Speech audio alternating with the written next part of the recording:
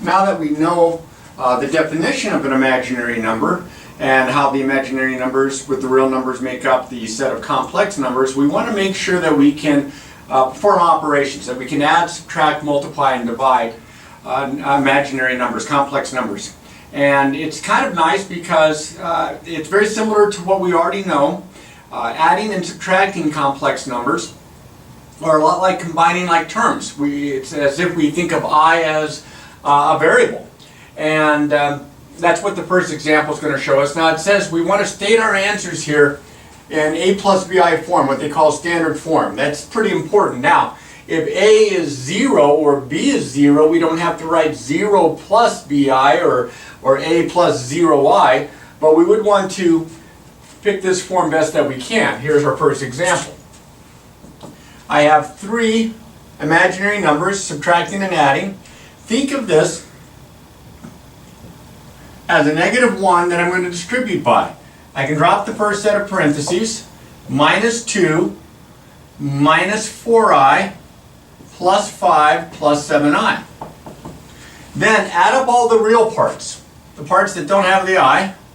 A positive 8, a -2 is 6, plus 5 is 11. Then add up all the imaginary parts, like almost as if the I was a variable. That's what makes them like. So a -3i, a -4i is -7i, a -7i and a positive 7i would be plus 0i, and as I mentioned before, you can just write that as 11. Now this problem is multiplying. Multiplying is not quite as similar, but it is a lot like doing the FOIL process, because these kind of look like binomials. Again, if you thought of I as a variable. So I'm going to use the FOIL process here. I'm going to multiply the first terms. A -5 times a positive 3 is a -15. A -5 times a minus I would be a plus 5i. The I there, that's going to be a plus 4i times 3 is plus 12i. And then the tricky one here, a plus 4i times a minus I, that would be a minus 4i to the second power. Now a little bit ago we said I to the second power was -1. So I'm going to combine like terms. I have -15 plus 17i, but this is a -1, so that's the same as -4 times -1, or just plus 4. So this becomes -15. Now let's put it down here. -15 plus 17i plus 4, or -11, combining these real numbers, plus 17i. Now after you've done a couple of these, you won't need to write all these steps down. Typically when I get to this point and I'm seeing I'm multiplying I times itself and I'm going to have an I squared, I just change the sign right away. And that saves me a bunch of time. I'll show you that with the next couple of examples. Here we're squaring an imaginary number, so you can do it like you square a binomial. This is going to be the first term squared. Alright, then you keep the same sign here. Double the product, that would be 28i. Double that would be 56i. And then, always a plus. 7i times 7i, that's 49i squared, that's a -49. So this gives me here a -33 minus 56i. Okay. Down here, I'm multiplying again. You say, well, you already did that. Why would you do another one? Well, these are very special imaginary numbers because they look exactly the same except that they have different signs. Now, when we had binomials like that, we call those types of binomials, they would call them conjugates. Well, we're going to be calling these complex conjugates. Now, notice here, if I do all of FOIL on this, look what happens to the O and the I. Plus 30i, minus 30i. Just like with conjugates, binomial conjugates, the O and the I cancel out. So I really only have to multiply the first, 10 times 10 is 100, minus the last. 3i times 3i is 9i squared. And of course I squared is -1, so this is plus 9. And I'll use that in example F here in just a second. I'll use that conjugate effect. Now, this is division. I know it's written like a fraction, but this is division, because that's implied division. 3i, I don't want to leave my answer in this form. I want to leave it in the form a plus bi. And so I need to divide 3i into each one of these. Well, I can do that by rationalizing the denominator. We did that when we had radicals. Well, that's a radical. That's the square root of -1. So what I'm going to do is, because I only have the pure imaginary number down here, I'm going to multiply top and bottom by I.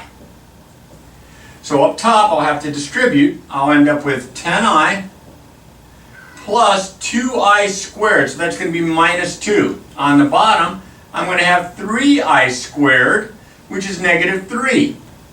See, I don't have that imaginary number. I don't have the radical in the bottom anymore, but I am going to rewrite this.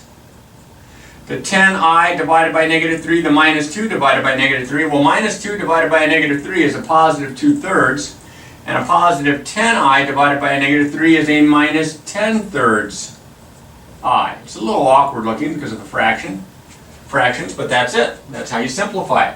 I have to use the conjugate to rationalize my denominator here. We did that again with the radicals from before. The conjugate of 2 minus 7i is 2 plus 7i. So I'm going to multiply top and bottom by 2 plus 7i.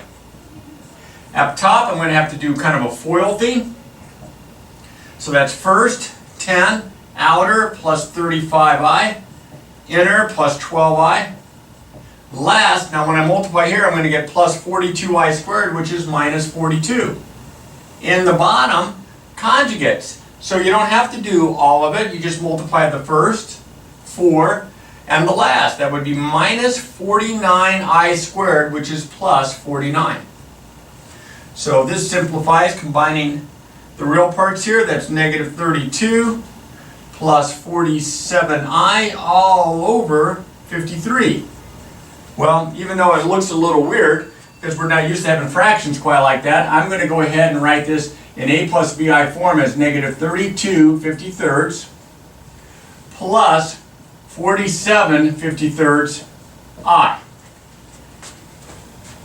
Now that leads us to my statement up here about talking about multiplying complex conjugates.